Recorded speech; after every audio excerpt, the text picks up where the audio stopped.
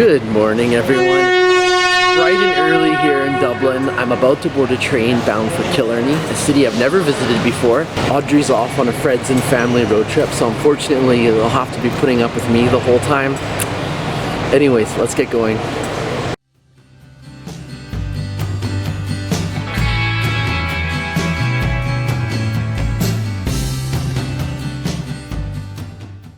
It's nice, only one transfer today. The journey's been really pleasant so far, it's been really scenic, and I should be in Killarney in about an hour.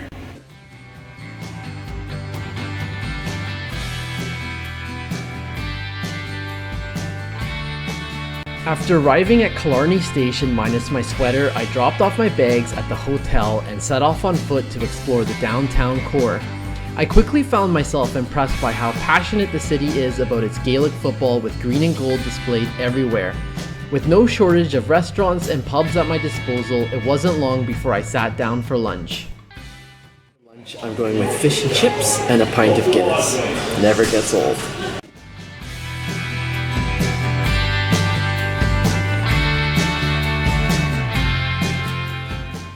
That really hit the spot. Now it's time to go out and check out the town.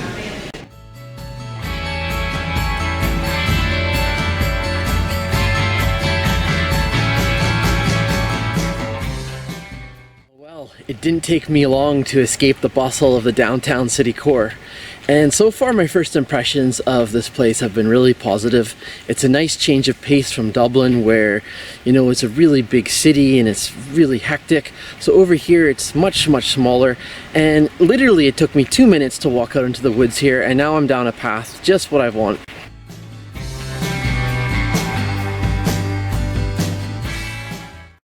I've made it to the entrance of Killarney National Park, but before I go there, there is a cathedral right in front of me that looks absolutely amazing, so I'm going to go check that out first, and then onwards to the park. An interesting fact is that St. Mary's Cathedral served as a shelter and hospital for the sick and dying during the Great Famine before it was even fully completed in 1855.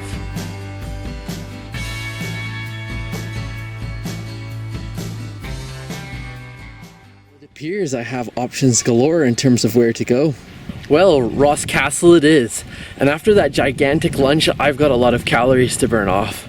Something you really appreciate in Ireland is when you have a gorgeous day like this, when it's sunny outside, when there's hardly a cloud in the sky, because it does rain a lot here, and so any excuse to put away your umbrella and get outside and go for a walk, definitely worth taking advantage of.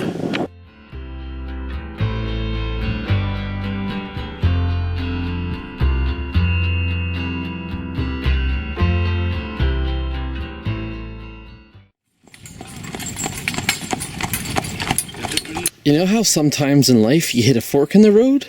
Well, apparently sometimes you also hit a flood in the road. So this road is flooded here.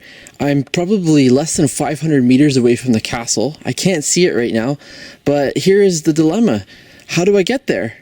That appears about as far as I can go, unless of course I can magically find a pair of rain boots or a canoe. My second effort is about to be rewarded. I'm not making it all the way to the castle, but it appears that I'll be able to get a view from it from across this lake/pond.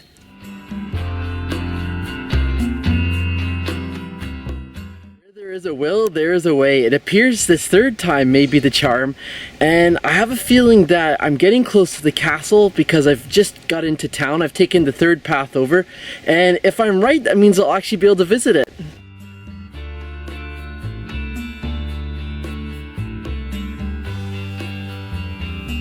Open to the public, Ross Castle, built in the 15th century, is situated on the edge of Killarney's lower lake.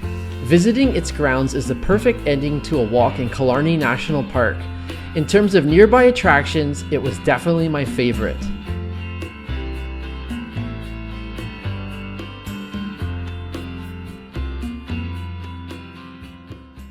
I often find when traveling you have these unexpected days. You have these days where you lose your sweater and you try to reach somewhere and it doesn't work the first time or the second time and maybe not even the third time. Luckily it did for me the third time. But anyways, this is a kind of adventure that really makes traveling interesting for me. I like that days are varied and that you never know what's going to happen. So I'm going to finish off this adventure with a river walk back to the hotel.